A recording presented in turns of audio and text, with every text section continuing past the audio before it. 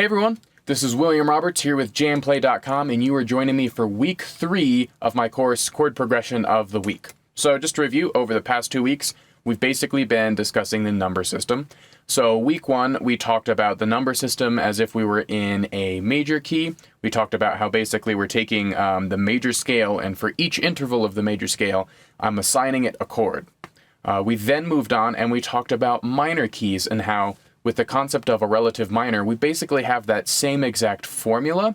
We're just shifting it around a tiny bit because our 1 is obviously going to be different. So the 1 is going to be what was the 6 of a major key. So if that sounds a little foreign to you, just make sure you review those 2 past lessons, but I'll be sure to kind of keep touching on that as we go on in our lessons.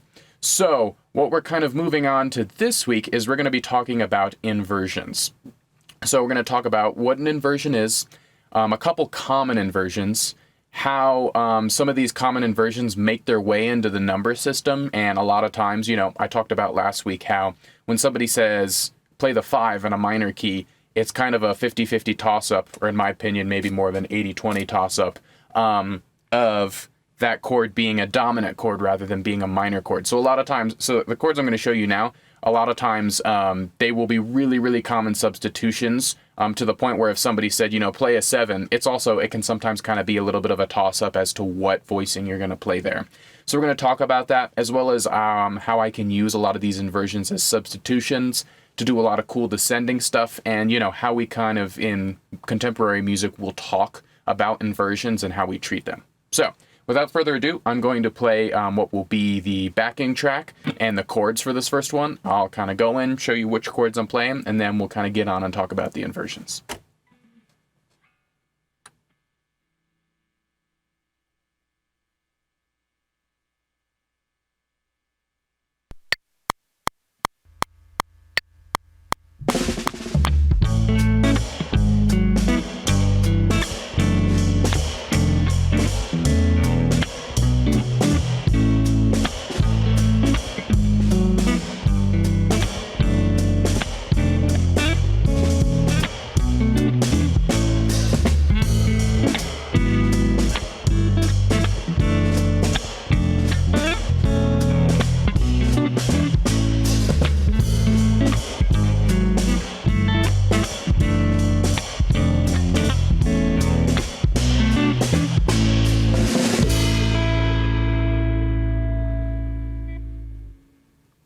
All right, cool.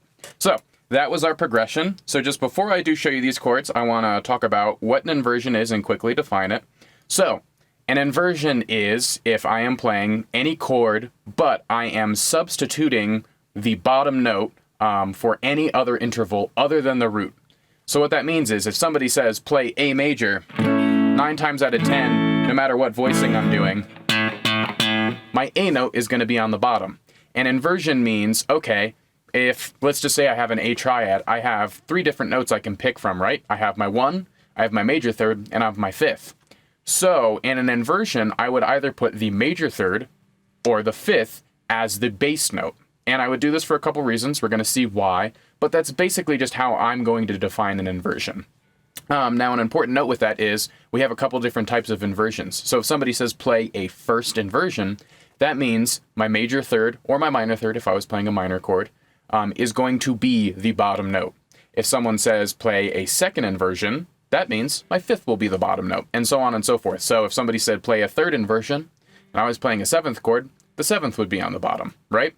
So where this might be my first inversion A major as a bar chord, or sorry, this will be my my normal just A major based off of a tonic root note. This will be my first inversion A chord, where I'm putting that major third in the bottom.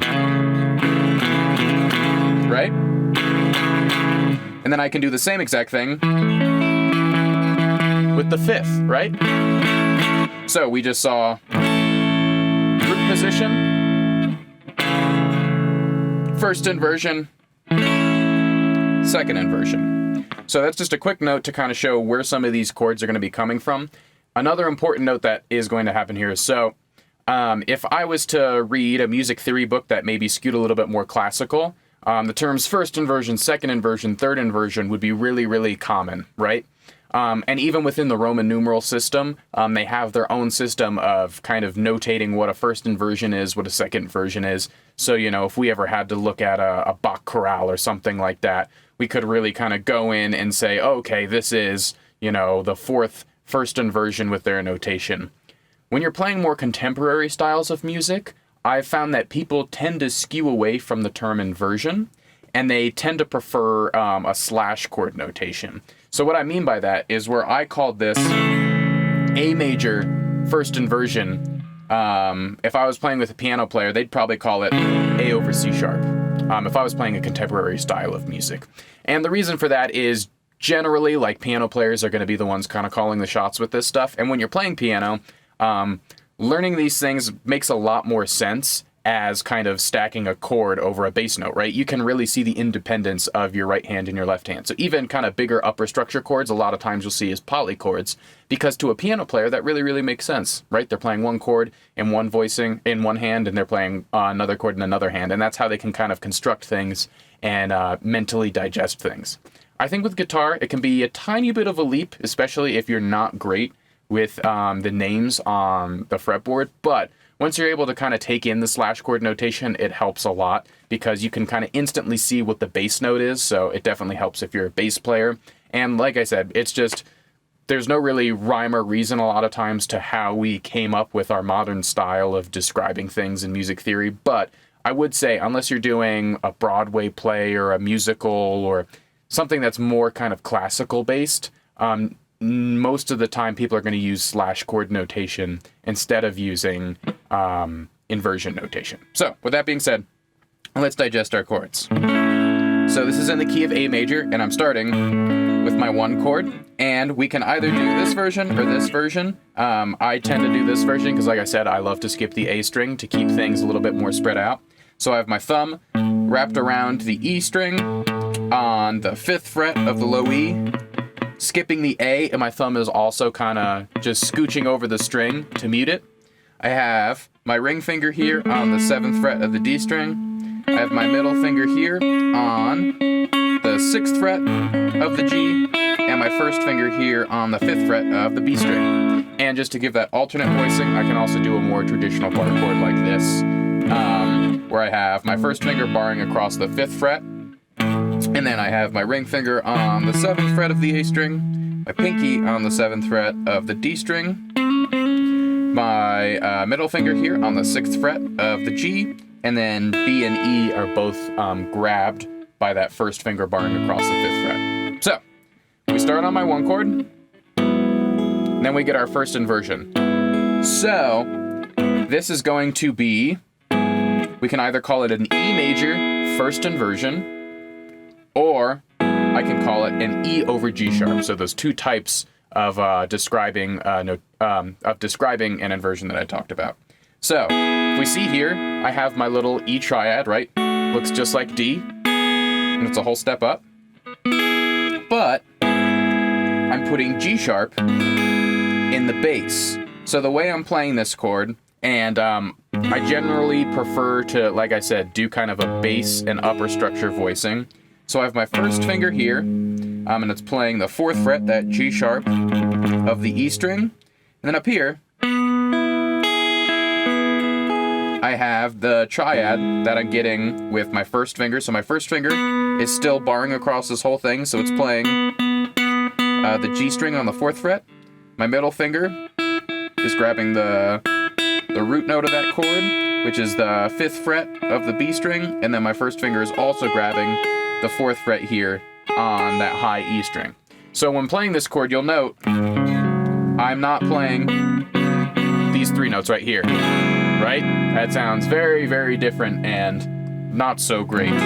So I'm either going to do the kind of form of picking that I've talked about before, where, like I said, this is a 4-note voicing, so I have my thumb on the bass note, I have my middle finger, my ring finger, or my index finger, my middle finger, my ring finger on those top notes, and I can play them all together, do a sort of roll thing. Or if I want to do it with my pick,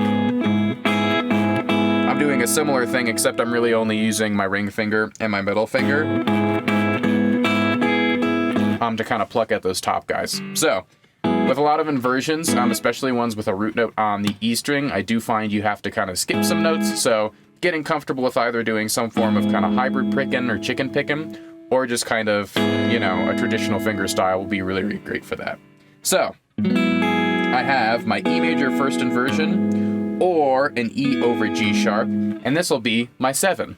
So, I mentioned that a lot of times we can interchange and substitute different chords. So a lot of times when somebody says a 7, they actually might mean what would be the 5 chord, but a first inversion, so that's the 7. So we'll talk about that more. I just want to give all the voicings first. Okay, so we have... Then we go to this guy. So, to play this, this is going to be an A over G. So to first do this, I'm going to have my first finger here on the D string, G string, and B string, 2nd fret. And then I'm using my middle finger here to play the 3rd fret of the low E string. So we could technically call this is kind of like an A7 chord, right? An A dominant chord, but my 7 is on the bottom. So it wouldn't be a first inversion, wouldn't be a second inversion, it would be a 3rd inversion. So I could call this A dominant 7 3rd inversion, and now you can kind of see why slash chord notation might be a little bit more helpful, because that's kind of a mouthful. So we're just going to call it A over G. And also, I chose to put my pinky up here to get the 5th fret on the B string, because I just thought it was kind of nice that each one of those chords was maintaining that E. So that was just a personal choice that I made to kind of maintain some voice leading with that. Traditionally, if we were to do an A over G, this would be more of a preferred voicing. So we have our A chord, our E over G sharp, our A over G. Now we have this guy. So now we're playing D over F sharp. You see how it's the same exact voicing? So for all these first inversion chords, obviously I can use the same voicing because it's guitar, and guitar is great for that. We can basically just shift all the positions we learn around if they're kind of more in a bar chord formation. So to play this guy, putting my first finger here on the 2nd fret, that F sharp of the E string. Then I'm skipping up here and I'm doing the 2nd fret of the G string. My first finger is playing the 3rd fret of the B string, and then I'm also getting the 2nd fret of the high E string with that first finger. And like I said, same kind of form where I'm either doing some form of chicken picking or hybrid picking, or just kind of using that finger style thing. So, I have A major, I have E over G sharp, I have A over G, I have D over F sharp. Now I'm doing this guy, so now I've really put in a substitution. The other ones were, you know, kind of on the brink of a substitution. This guy definitely counts as one, but now I'm really adding something different here. So here, this is an F13. So it's a dominant chord. And to play this, I'm skipping the A string, because that's what I like to do. I have my first finger here on the 1st fret of the low E string. I have my middle finger here on the 1st fret of the D string, my ring finger here on the 2nd fret of the G string, and then my pinky is getting the 3rd fret of that B string. And if I want, I can even roll that pinky over to get the 9 too. But for now, we'll just do this voicing. So far,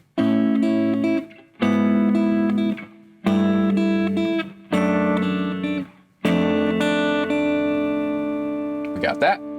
Then we're gonna go to this. Alright, cool. So this was just my little choice here. So this, if we look at this, this might look a little confusing. Like, what's he doing here? So this is actually an A over E, right? It's the same exact chord I'm doing here. So this is an A major, but now we're doing a 2nd inversion, right? Because the 5th is on the bottom.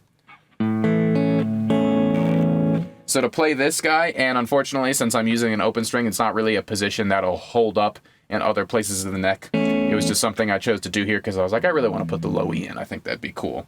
So I'm just playing the low E string, and I'm skipping up here with my first finger and just playing the G string 2nd fret and B string 2nd fret. So far we have.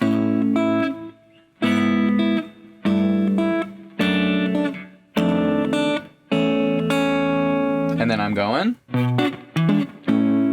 2, 5, 1. So I'm doing the same kind of B minor shape or minor 7 shape that I've been using in most of the lesson so far, where I have my middle finger here on the 7th fret of the low E string, and then I have my ring finger here barring across the D, G, B, and high E string, so all on the 7th fret, and again skipping the A string. Then I'm going to an E dominant 7, using my middle finger here on the 7th fret of the A string, my first finger here on the 6th fret of the D string, and then using my ring finger here on the 7th fret of the G, and then just back to my 1. So now I want to go through each one of these chords and just refresh a little bit about what inversion they are, how they relate to the number system, and kind of how I'm coming up with these, because a lot of what I did here I think sounds pretty cool, but it's definitely nothing original. I'm taking a lot of this from, Beatles songs have done this, old church songs and gospel songs use this. These are really, really common substitutions that I'm using here. So I just want to walk through a little bit of my methodology and just refresh how each one of these is an inversion or is kind of relating to the inversion. So we're at my 1 chord, right? Nothing crazy or super special there. So this is my 7. So I mentioned a lot of times, like with the 5 of a minor key, somebody might mean a minor chord, somebody might mean a dominant chord. It's the same thing with 7. A lot of times if someone says go to 7, instead of playing that half diminished 7, they might actually mean this guy, which, as we said, is an E first inversion, right? Because the 3rd is on the bottom. So anytime I need to use a first inversion chord, I have this available. All I need to remember is that, okay, if somebody says play D first inversion, the note that I'm getting with my middle finger here is going to be my root note. So if I just hold this position, I can easily play a D first inversion. What if somebody says play an F sharp first inversion? Right? So the position holds up, like I said. So this is going to be my 7. And as you can hear, if I was to do 1, 7 with our traditional 7, that has a lot more of a dissonant sound to it, right? That wants to move way more, whereas if I do this, I can sit on this a little bit more, right? It's a lot more consonant. It's not really kind of giving me that tension that says I need to move now. And if I was to try to use this guy to shift here, so if I was to use my normal 7, it doesn't really work, right? So I'm also using this to voice lead. This guy, in my opinion, really wants to go here. So I'm using this guy instead to create this descending motion. So that's the kind of concept that I'm building all these inversions around, is my bass line is just descending. So I have 1, 7 right here. So this is technically a substitution. So how am I coming up with it? So it is an A chord, right? So there's nothing weird about that because we're in the key of A major. But I'm putting this note in it, right? So I just played the major 7.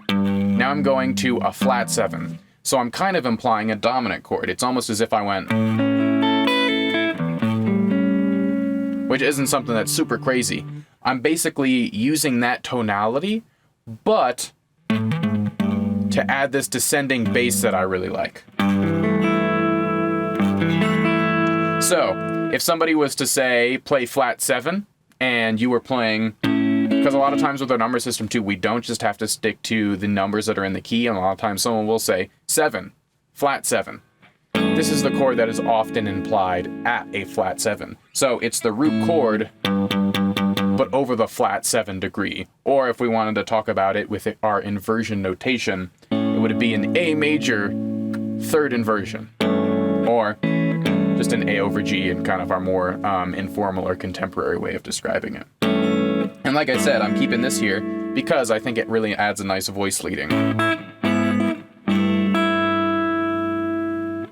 Alright, so like I said, this is our flat 7. It's probably what would be the most common usage if somebody was to say, play a flat 7 within our number system.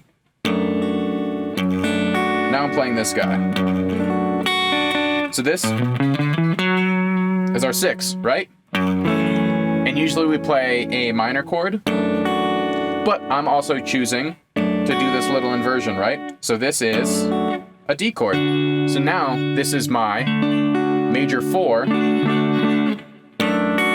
but first inversion. And if you notice, everything is still within the key. So this isn't a substitution in the way that I'm adding any notes that are outside of the major scale, right? And if you think about what we're doing here too, this sounds a lot more consonant and nice, whereas if I was to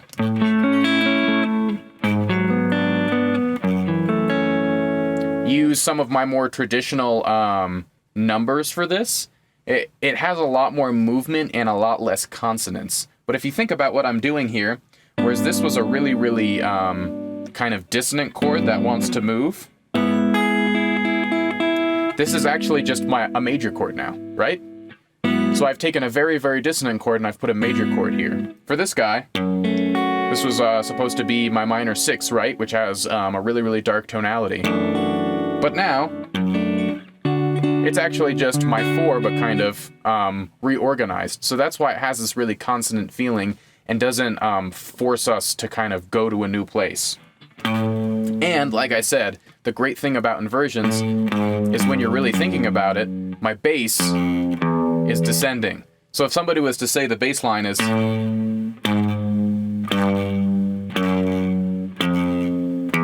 might look at them crazy and go, what are you talking about? Like you just walked chromatically down. How could that possibly be in the key? But using inversions, we're able to do all this really, really clever stuff that even though I'm using, a substitution here, because I'm using voice leading and inversions, it has this really consonant sound. It doesn't sound like I'm playing anything crazy and out of the key. So, this is 1, this is special 7, this is flat 7, this is, we'll call it special 6. Usually when people say 6, they'll play this guy, but like I said, we can do this guy too, if we want that different sound. Alright, now I've put in, this guy's probably the most blatant substitution that I've put in. And I thought about this one for a couple of different reasons. I thought it was kind of a cool sound, for one, to just have these 2 dominant chords next to each other. And additionally, I'm really using the concept of voice leading a lot. So I knew 2 things when I had to come up with a chord here. I was saying, okay, my bass line's gonna do this, right? So I knew that, and I also knew my melody line so far has gone.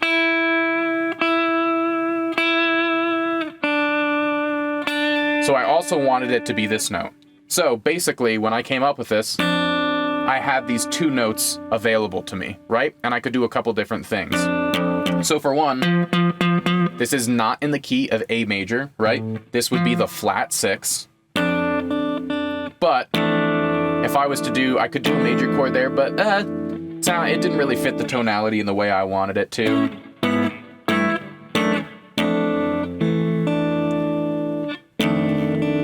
So that flat 7 really, really kind of gives it the push that I want. And also, if you look at these 2 notes that I have in the middle,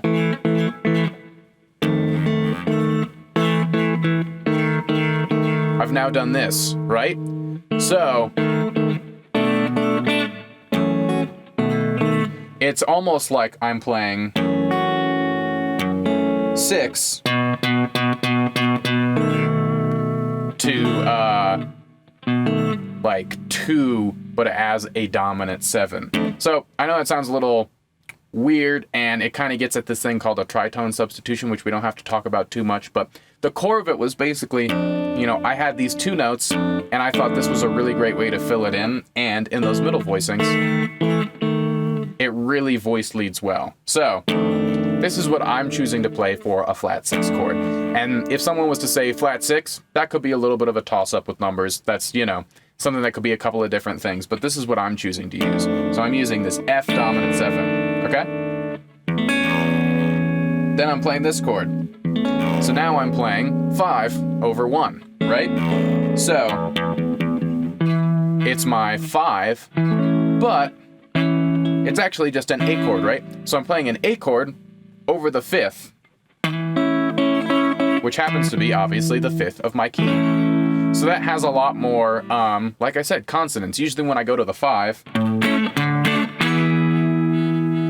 if I was to just leave that there, that would say, no, resolve me back here, right? But with this guy, it's a lot more consonant because it's all based around my A. So using these inversions,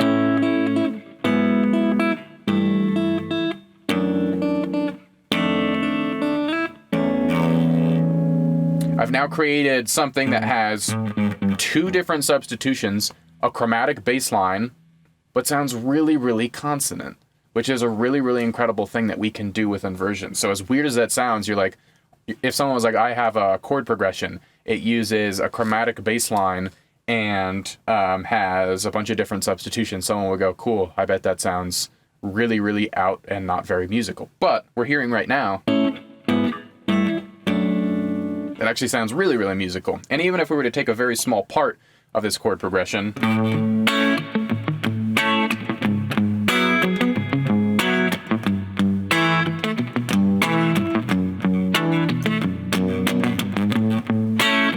there are a million songs that use that little descending bass line and use those 4 different chords there. So this is, like I said, I think it's a really, really interesting sounding progression. It's by no means anything new or original. There's a ton of songs that use this. And just to finish it off, I'm doing my really standard 2, 5, 1, because I think that always just brings a key back, and it also says, the inversions were great, but let's return to something a little bit normal so we don't feel as weird inside, right? So we have our 1, our 7, our flat 7, our 6, our flat 7 substitution, my 5, 2, 5, 1. And something interesting to note about this too is obviously I'm playing this over what I would kind of call a waltz feel. So the drummer's kind of giving us a 1, 2, 3, 1, 2, 3, 1, 2, 3, or we could feel it in 6/8 if we wanted to. 1, 2, 3, 2, 2, 3, 1, 2, 3, 2, 2, 3. So I think that gives it kind of a light feel. And a lot of us might kind of have an association with that of like, ooh, it sounds like an old-timey jazz standard. But it's important to note, too, I think this is a really, really versatile progression. And we can do a lot with this. And you can see if I was to play it with maybe a little bit more of a rubato feel, so something that where I'm not really playing with drums, it kind of has a lot more of a, almost like a gospel R&B or like even classic singer-songwriter sound to it.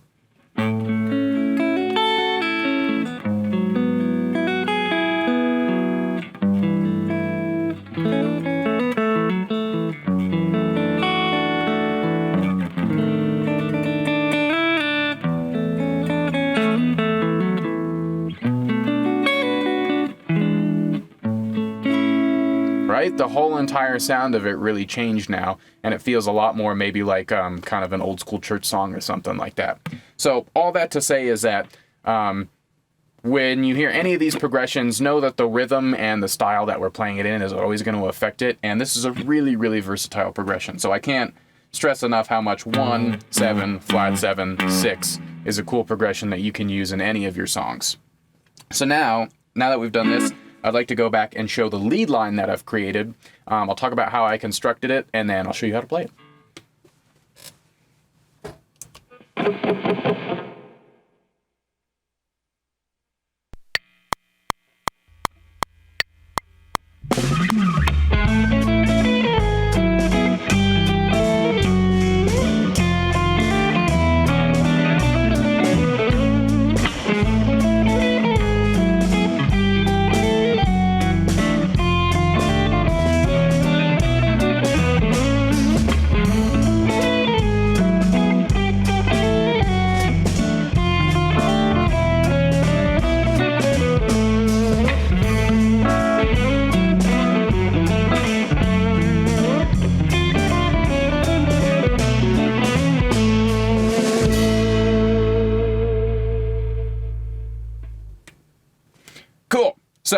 let's talk about how I was creating this line. So now we can even see with that melody, it kind of has a whole different sound. It went from like 1940s jazz to weird Pat Metheny sounds. So for this first guy, I'm doing this tiny little arpeggio here. And I'll basically say this is kind of like playing an A major 9 arpeggio, where I'm skipping the major 7, so just an A9. So to play this, I have my major 7 here, so that's going to be on the 6th fret of the D string. Then I'm going to hammer on to the 7th fret of the D string. So after hammering on, then I'm going to use my middle finger here to play the 6th fret of the G string, so we have. Then I'll use my first finger here on the 5th fret of the B string, so we have. After I've done that, I'm going to roll that first finger so that it's hitting the 5th fret of the high E string. And then I'm going to go up to the 9 here, so that's the 7th fret of the high E string, right? So I'm playing the major 7 on the bottom, but I'm choosing to skip it because that's going to be the note that I land on for the next chord. So we have. So after I go up here, I'm doing this. So I'm basically doing this little kind of trill thing where I have my ring finger here on the 7th fret. Then I'm using all pull-offs for the 7th fret, 6th fret, and 5th fret. And then I'm just sliding my first finger down here to the 4th fret. So like I said, that voice leads really well into that D over G sharp.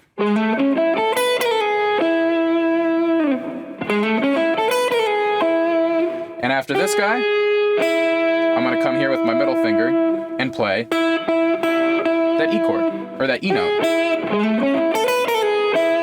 So I'm playing the 1, that E, and then the 3rd, that G sharp. That's why it sounds like I'm really kind of just emphasizing the changes, right? Instead of playing something kind of crazy and out of key.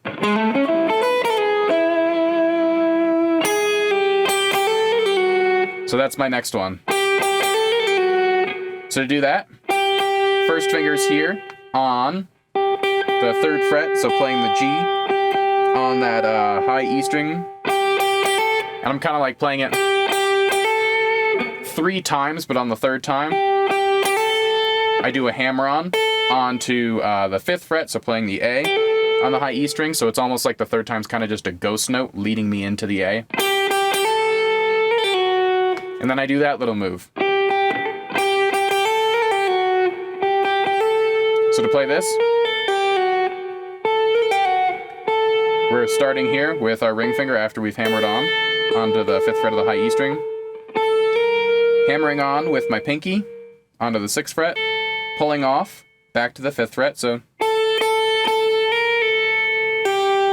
Then I'm pulling off back to the 3rd fret, and then I'm sliding to the 2nd fret, so. And if you can't nail that exactly, that's completely okay. It's just a little embellishment that I think adds, a little pizzazz, kind of like this guy. Right? I'm kind of copying that almost. And you can see, too, the note that I'm really emphasizing each time I lead into the new chord is that descending bass line. Because I want to say, I know what the changes sound like, and I want my melody to reflect that. And it's important to note here, I'm also obviously playing the note that's out of key, or that's a substitution. So this is the flat 7, right? So I'm kind of now hinting more at that dominant sound rather than holding onto my major 7 and making everyone's ears bleed.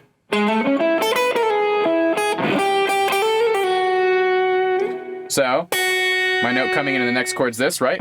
Which is going to be my root note on that D over F sharp. And I'm just going to kind of hold that guy. Because I've done a lot of movement, so it's nice to kind of give ourselves a break and not just completely shred over everyone. Then I'm doing this guy over my F7 chord. So kind of doing the same thing I was doing here, except I'm going 1, 1, and then playing 1 but hammering onto 3.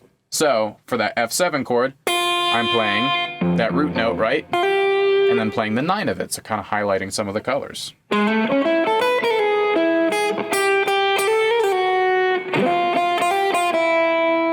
Then I'll be playing an open E,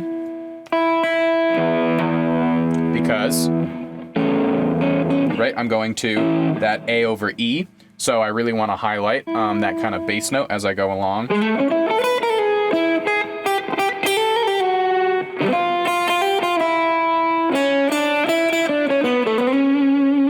And then I'm ending it with that line. So after that, then I'm kind of going to a little bit of a mixture of my major scale and my major pentatonic scale, because if you've seen kind of any of the licks that I like to do, a lot of times I like to highlight the changes, but I always think kind of doing something around the major pentatonic or the major scale, especially at the end of the phrase, is really, really great, because it can kind of just communicate a more traditional sound and isn't as, highlighting the changes. So it's almost kind of just a nice fill or finish to a phrase, in my opinion. So we have...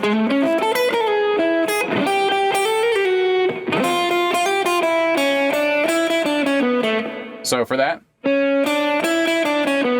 all just A major. So I'm going 2, 3, 5 on my B string.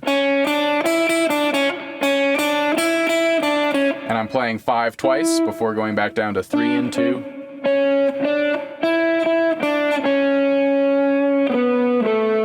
Then I'm going 4, 2 on my G string.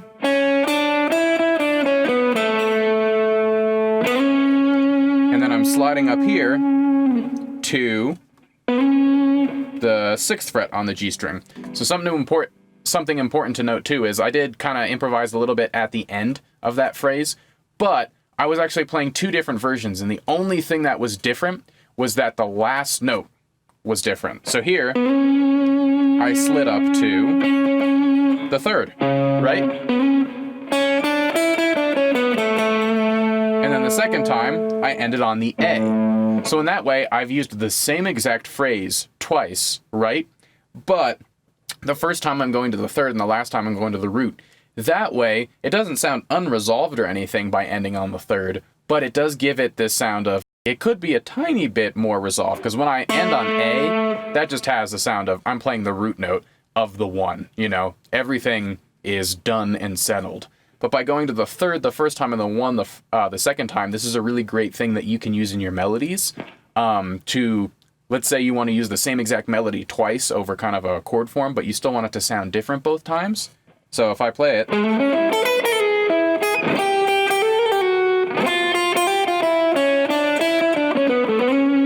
first time,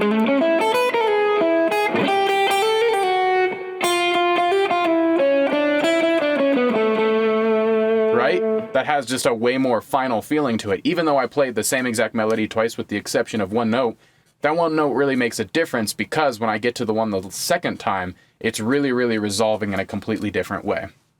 So, we talked about inversions throughout this whole entire lesson. I was basically breaking down some of the common inversions that we see within our number system. And more specifically, too, I was also talking about how in our more contemporary styles, a lot of times we're going to talk about these as slash chords, because we follow piano players as far as harmony goes, because they kind of call the shots.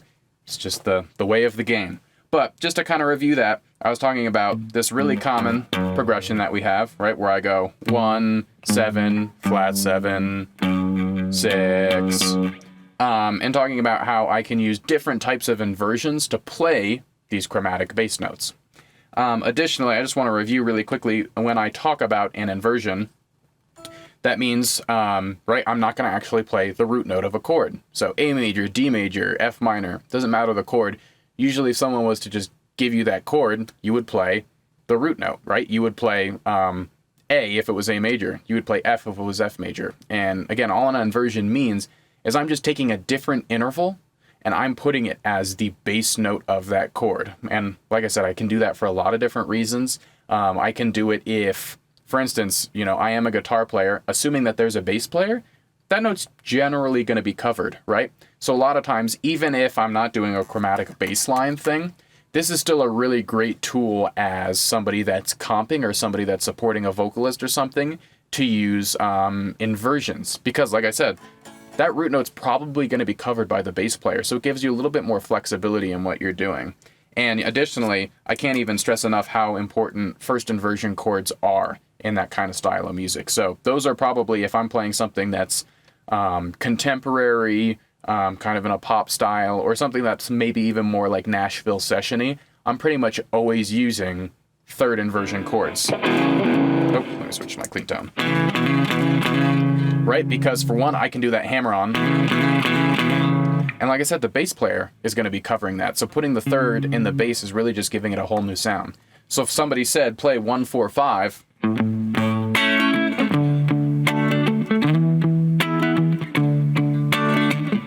that's fine, right? But listen to how the character changes when all of a sudden I'm using a first inversion chord, so putting the third in the bass for every one of those.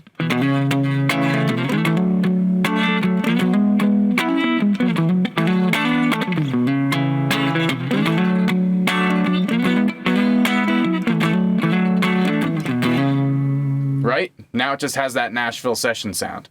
So this is another really, really important tool. I can't stress that enough. So with 1s, 4s, 5s, pretty much any of the major chords that you'll have in your major number system, try learning these first inversion chords. And the two main ones or positions that I would do would be this guy, right? Where I have that third on the A string. Or if I wanted to do it here, I could use the same voicing that we were using over here. So really, really important part of playing contemporary styles of music and doing that hammer-on and pull-off, that's coming from some of the greats of guitar like Jimi Hendrix, who, really, really influenced how we see harmonic and chordal playing, even though his lead playing was what he was probably most famous for.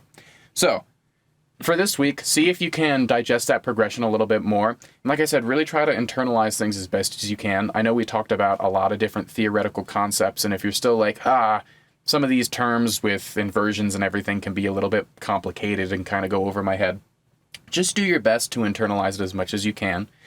See if you can kind of learn these positions and remember which one is a first inversion position and which one's a second inversion position. If it's a little confusing and you're like, I just need to focus on one, I would definitely suggest the first inversion, because like I said, those are the ones that are really, really common in contemporary styles of music. So do your best at learning this progression, and like I said, if you have the interest to, 1, 7, flat 7, 6 is such a common and famous chord progression and, can really sound new in so many different settings. Try to put that to your own piece of original music, or, see if you can bring that up in anything that you're kind of hearing, or connect it to maybe a style of music that I haven't covered yet. Because all that to say, all these inversions and everything that I'm playing may, like I said, sound like they're all a specific style, but it's really all just tools for you to use in whatever style you please. So, with all that, see if there are any questions that you might have for me or anything you'd like to pass along to me. I'll be answering questions for the next 15 minutes. If there's anything you want me to show you again, anything more about inversions or some of the substitutions that I was talking about, or anything from previous weeks too, ask away and I'll get those questions answered for you.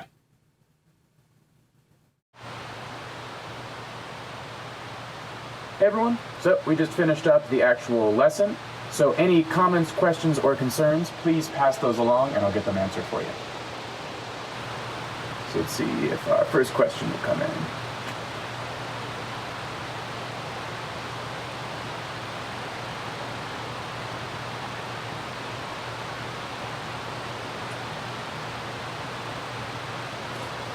Here we go. Okay. Can you go over what you're doing with your right hand when playing the chords? Absolutely, sure. So I get this question a lot. Like I said, when I'm playing through these progressions, I'm usually not thinking about it as like I'm going to attack them in a really, really specific manner. I'm doing a couple of things. So first I'll show the finger style approach. So just like I usually skip the A string and kind of have a lower note and then an upper structure, I use my right hand in the same way, in that my thumb is kind of controlling the bass, and then I'm using my my middle finger, my ring finger, and my index finger on the D, G. So that way,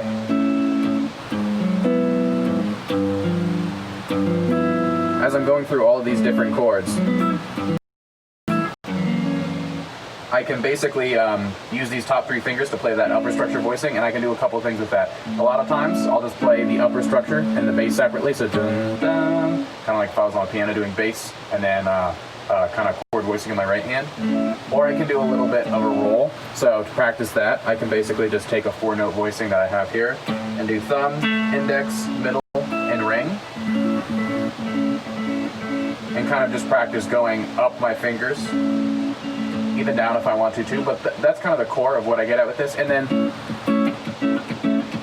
another thing is I tend to also add some percussiveness by just hitting my nails down. So a little 3-part thing I can do here is bass, upper structure, back down with my nails. So kind of the interaction of all those three is what I'm mainly doing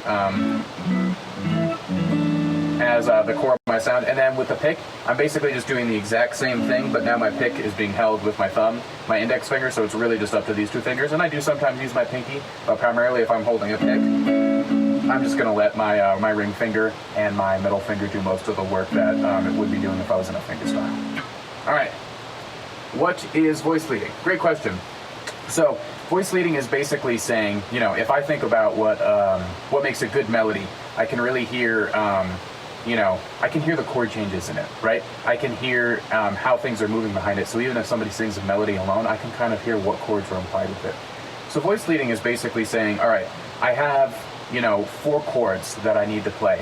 How can I play those 4 chords that they lead into one another? So the term voice leading comes from, you know, choral music. So if somebody was writing a music for, you know, a bass, a tenor, an alto, and a soprano, they would want them to have, you know, reasonable places to go, and they wouldn't want the chords to feel like they're jumping. You know, if I was to write a chorale, like I was playing punk music, where I go from like this chord to this chord to this chord, that would sound pretty strange and weird, and it would also be maybe kind of an awkward jump for the singers themselves. So when I say voice leading, I'm basically thinking of a couple of different things. I basically say, I want to move this chord to this chord as best a way as I can that's really highlighting a melody and that's really kind of minimizing the movement of things. So it's kind of there's not like a simple answer for like, this is good voice leading, this is bad voice leading. There's a lot of things that lead to it, but for instance, for this chord, right, we have a couple different areas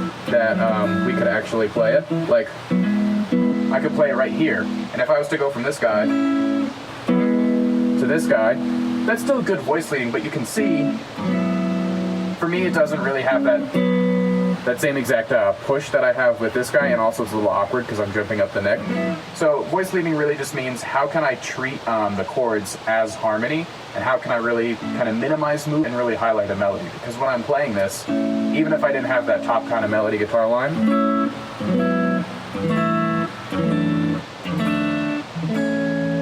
you can hear da da da, and then da da. So I can hear that top voice, right? And I'm creating my own little melody. So that's basically what we mean by voice leading. Coming up with the best way that we can transition between chords that'll highlight the melody. Why do you pick that voicing on the E7 and the 2-5-1's verse, say the 5th string bar version on the 7th fret? Let me read that one more time. So why do you pick that voicing on the E7?